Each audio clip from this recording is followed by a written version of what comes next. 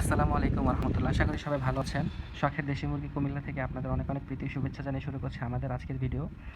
আজকে একটু ভিন্ন আয়োজন থাকুক। অনেক দোলো মুরগির বেচা বিক্রি, মাঝে মাঝে খাওয়ানো লাগে। বছর ঘুরে চলে আসলো মধুমাস, আমাদের কুমিল্লার ভাষায় যেটাকে বলে আম কাঁঠালের সিজন। আর সবচেয়ে বেশি যেটা খাওয়া সেটা হচ্ছে আম। আর আমের আচার বা আমসত্ত্ব হলে তো কোনো কথাই নেই। তো আজকের ভিডিও হচ্ছে আম সমাচার। তাহলে চলুন শুরু করা যাক। প্রথমে আমসত্ত্ব বানানোর জন্য গাছ থেকে অনেকগুলো আম পেড়ে নিয়েছিলাম। এগুলো অনেক আম, পরিমাণের কোনো বালাই নাই। তারপর এগুলো সিদ্ধর জন্য ১ কলস পানি ঢেলে তারপর সাথে একটু হলুদ গুঁড়া দিয়ে সিদ্ধ করে নিলাম। সিদ্ধ হওয়ার পরে এই হচ্ছে অবস্থা। এগুলো সবগুলো কাঁচা আম ছিল, হয়ে গেছে পাকা আম। কি কারিশমা দেখছেন, জাদু আছে আমার হাতে। তারপর এগুলো ঠান্ডা হওয়ার জন্য অপেক্ষা করবো। গরম আমগুলো কখনোই কচলাতে যাবেন না, তাহলে আপনার হাত পুড়ে যাবে। অবশ্যই কচলানোর আগে আপনার হাত ভালোভাবে ধুয়ে নেবেন, তাহলে হাইজিন মেনটেন করা হবে। অসুস্থ থাকবেন, অসুস্থ হওয়ার কোনো চান্স নাই। যেহেতু আমি নিজে খাবো, আমি অবশ্যই সব মেনটেন করি, অন্যের জন্য হলেও তাই করি। যাই হোক, তারপর এগুলো একটা স্প্যাচুলার মাধ্যমে এমনভাবে ঘষা মাজা করবো যাতে করে এগুলোর আঁশগুলো থেকে যায়, বাকি সব একদম থকথকে হয়ে যায় আর কি, সুন্দর, কোনো ঝামেলা নাই। এগুলোর সাথে আপনারা সিরকা অথবা লেবু রস ব্যবহার করতে পারেন। আমার কাছে দুইটাই আছে, যেটা আপনার হাতের কাছে পান আপনি সেটা ব্যবহার করবেন আর কি। তারপরে আমসত্ত্বর এই যে বানানো যে রসগুলো পেলাম, এগুলো আমার আচার বানানো যে কড়াইটা আছে সেটার মধ্যে ঢেলে দিলাম। একেবারে সব ঢেলে দিলাম, একদম কাঁচায় গোছায় সবগুলো নিয়ে নিলাম আর কি। নিয়ে নেওয়ার পরে এই যে গ্যাস চুলাটা অন করে দিতে হবে। রাতের বেলা খালি গ্যাস থাকে আমাদের কুমিল্লায়, অন্য জেলায় জানি না, দিনের বেলা থাকে না। এই হচ্ছে অবস্থা। দেশের গ্যাসের দাম নাকি সরকার 690 টাকা করে দেয়, এটা আমাদের লাইন গ্যাস। তো যাই হোক, একটা দিয়ে আমাদের চলে যেত আর কি 690 টাকা, অথচ এই প্রথম শুনলাম জীবনে। কি একটা অবস্থা, কি একটা অবস্থা। এখন যাই হোক, ওইটার মধ্যে আমি কিছু মরিচের গুঁড়া দিয়ে দিলাম, সাথে চিনিটা প্রথমেই দিয়ে দিলাম আর কি, যাতে সময় কম লাগে। আমি তাড়াতাড়ি করতে পছন্দ করি, আমার কথাবার্তা শুনলেই বোঝা যায়।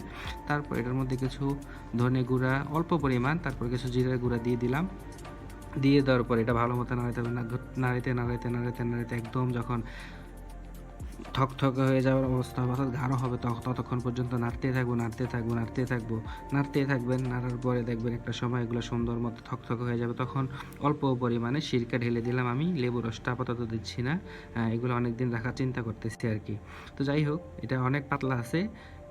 তারপর আমি যেই পাঁচফোড়ন আর হচ্ছে শুকনা মরিচের একটা গুঁড়া করে নিয়েছিলাম, সেটার কিছু পরিমাণ অর্থাৎ 2 চামচ পরিমাণ আমি দিয়ে দিলাম আর কি।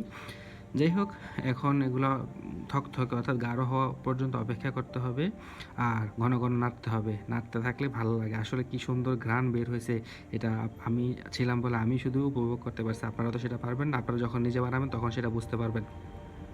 আমি এক্সট্রা অন্য কোনো মশলা ব্যবহার করি না, সব কোনো সিক্রেট নেই, আমার সব হচ্ছে পাবলিক। প্রাইভেট বলতে আমার কোনো কিছু নাই, সব শুধুমাত্র আপনাদের জন্য। এই দেখেন আমার কামিনী গাছটা এত সুন্দর ফুল ফুটে, আর যে ঘ্রাণ, মাশাআল্লাহ, আল্লাহর কি নিয়ামত। যাই হোক, সবাই ফুল গাছ লাগবেন, যত্ন নেবেন আর কি। আমি একটু ফুল ভালোবাসি, এই জন্য আমি ফুলের গাছ লাগাই। যাই হোক, তারপর একটা বড় থাল নিয়ে নিলাম, থালের মধ্যে একটু সরিষার তেল মালিশ করে নিলাম। তারপর এটার মধ্যে আমি সেই যে গাঢ় হয়ে যাওয়া আমার যেই আমের রস অর্থাৎ আমসত্ত্বের জন্য যে রসটা পেয়েছি সেটা আমি ঢেলে দিলাম। অপেক্ষা করব, বেশি হয় না, পরিমাণ কম ছিল। তারপর 2 দিন আমি রোদে শুকাইছি, এটাই অবস্থা হয়েছে আর কি।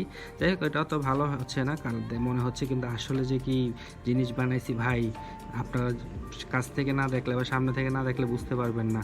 যাই হোক, এটা আমি এইভাবে স্লাইস করে কেটে নিয়েছি, তারপর এভাবেও কেটেছি। আপনারা যেভাবে পারেন সেভাবে করতে পারেন। তারপর বয়ামের মধ্যে নিয়ে নিলাম জার, তারপরে অবশ্যই এয়ারটাইট জারের মধ্যে রাখবেন, তাহলে ভালো থাকবে আর কি। তারপরে এগুলো সুন্দর যাতে কোনো ময়লা টলা না থাকে, এইভাবে রেখে দিলাম। ওয়াও, নাইবেন আর তামা তামা করে খাইবেন আর কি। আসসালামু আলাইকুম।